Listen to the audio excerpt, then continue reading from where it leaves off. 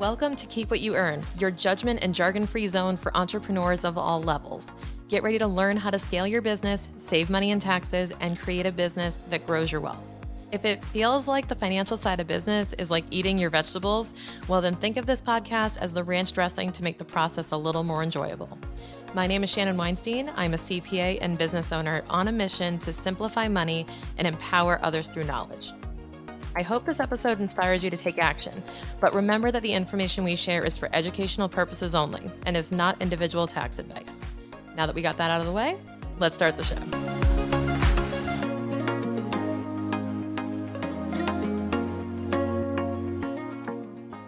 One of the main hesitations for a lot of business owners is sort of this underlying question of, are you ready for a CFO in your business? Like, when are you ready? And the way it shows up is actually in a statement like, I'm not really sure if I'm ready for that yet. Because don't see other people bragging about their CFOs. We don't really know the function that the CFO is supposed to provide you. And typically, the only exposure you've had as an entrepreneur to this finance function has been a CPA, a bookkeeper, someone who does your taxes, someone who is reporting the financial results. And you just haven't really considered what would it look like if you had somebody more involved and that was looking at the numbers, like what more could you expect? And the other thing that keeps popping up is a lot of accountants who can't really explain the difference between a CFO service and an accounting service. And a lot of people don't know the difference, and I don't expect you to because we haven't done a really good job of explaining it. But when the question comes up, are you ready for a CFO? Here are the things I would consider. And this is where you could evaluate if you're ready or not. And if you're not ready, perfect. At least you have that clarity. So, are you ready for a CFO? You're ready for a CFO if you are unsettled with the current services you're getting from your accountant in the way that they are not helping you make decisions. So, if you are unsettled by simply getting your P&L, you know how to read your P&L roughly, and you go, okay, I get my P&L every month, but like, what do I do with this information? You want to turn that into action, but you're not getting any real guidance on what to go do. Like, what can I go do about it? What can I actually do to change this outcome? I always use this analogy of saying that your accountant is usually hired as a publisher, not as an author. And if you want to change the end of the story, you're going to have to hire a co author, not a publisher, because a publisher will expect the manuscript, will expect you to just tell them how the story ends, and they will just print it. And if that's not good enough for your business and you want somebody to help change the ending, then you really need somebody who's going to get involved year round. So I've used that before, and I hope that that resonates with you. And when we think about, is this person a CFO? Is this person a full time or fractional CFO? What I would challenge you on is, does your need go beyond the bookkeeping and not just in the forecast projections, in the analysis, the models, all that like fancy schmancy stuff and the big spreadsheets? But is your need in understanding how your numbers drive decisions? Is your need in data driven decision making, confident decision making, knowing that the math backs you up? Like, do you want the science to back up the heart, the instinct, the gut? That's where those two marry because the accountant, the CFO, whoever's coming to the table with the numbers has the data. They have the facts, they have the science, and they'll present to you, hey, if you go with your quote unquote gut here are the possible outcomes, right? Here's what could happen. Here are the risks. So make sure you're well informed of everything that could possibly happen here. And are you cool with that? Does this fulfill your objective? This person will also challenge you, and they should challenge you to think differently about your business a little bit more objectively, be a second set of eyes to say, this is what I'm seeing in case you can't see that. And in a way, they'll challenge you to justify or defend your positions. And I love that. Me as a founder, as an entrepreneur, what happens is what I say goes, right? Nobody's challenging me because I'm the head of the company. I'm the CEO. I can tell people, this is what I want to have happen. This is my vision. Go make it happen. And what makes me actually very uncomfortable in my business, very uncomfortable actually, is when I am not challenged and everyone just accepts what I say unconditionally as truth or as directed. And I go, wait a minute. Like, what if that was a shitty idea? Does anybody have any other ideas? Like, challenge me, make me better. Tell me something might be missing. Tell me if I am, off base here. Tell me if there's a risk that I don't know about, a blind spot I don't see. Tell me. I want people around me who see things differently and who've been there, done that, honestly, and can serve as sort of mentors. Just bring a unique perspective to the table and share with me, hey, I've seen this happen before. Just watch out for this. That's what we do all the time. I can't tell you how many times I've shared client stories with each other. Now, of course, in confidence, not naming names and not even disclosing industries, but saying, hey, I had another client who tried this and this is what happened. And this is what we learned from it. So we had a client who raised capital and we ran into this issue with investors. We had a client who, did a partner buyout and we ran into these issues. Like, let's borrow from each other's quote unquote mistakes, but experience, challenges, lessons learned, and be able to implement them.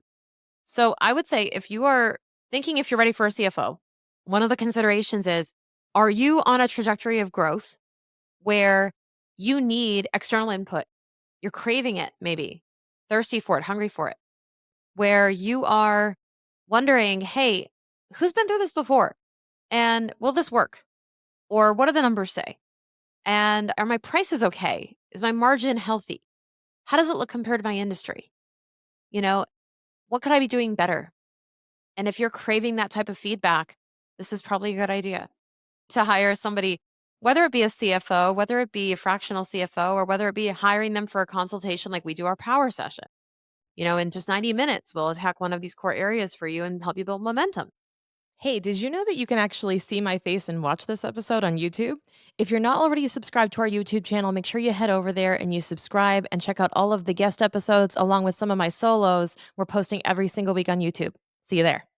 It's really about figuring out where are those gaps, where are those blind spots, and you have to be open. You're ready to hire a CFO when you are open and coachable, as we put it, and open to receiving new ideas, contrasting ideas, and open to receiving the feedback of, hey, maybe that will not work.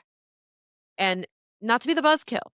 I think as accountants are painted as the buzzkill a lot. And I try not to be the buzzkill. I'm conscious of that. But I can also bring a perspective of, hey, listen, by you saying yes over here, this is one of my favorite conversations with clients, by the way. When I say, hey, you saying yes to this contract over here is simultaneously saying no to one of two things. You can either say no to another expense you planned on making and maintain your margin. You can say yes to this and then no to something else. Or you can say yes to this and no to your profit. Because right now, let's say, hypothetically, sales are not going to recoup this. Sales aren't going up. Sales are pretty stagnant right now. So by adding a new expense to the table, you have net dropped your profit. And if you're going to do that, we got to make a conscious decision here. And that's one of my favorite conversations to have with a client because they've never really been held accountable. Many haven't been really held accountable to having to answer for those decisions and say, this is the impact it's going to have to your bottom line. What do you think about that? And it's not to shame them or to try to convince them not to spend the money. That's not the goal. The goal is to have them consciously say yes to one thing by saying no to another and disclose their priorities through action. Show me what your priorities really are. What do they say? Show me your calendar and your wallet, and I'll see what your priorities are. Same thing. I want to see the business's wallet. Where's the money going? Where are you allocating resources? That tells me a crap ton about what your priorities are. And I really want to know more about it. So there are certain signals that you're ready to hire a CFO. I would say when you're uncomfortable with the current level of service, when you're craving that additional direction and strategy, and when you're open and coachable, open-minded enough to realize that, other people may have ideas that are worth listening to. Not just your CFOs, but they can bring ideas to the table from other clients, other founders, other peers in industry, make connections for you, expand your network. So I think if you're really ready to level up overall, this could be a great investment for you. And of course, I'm biased. Come on.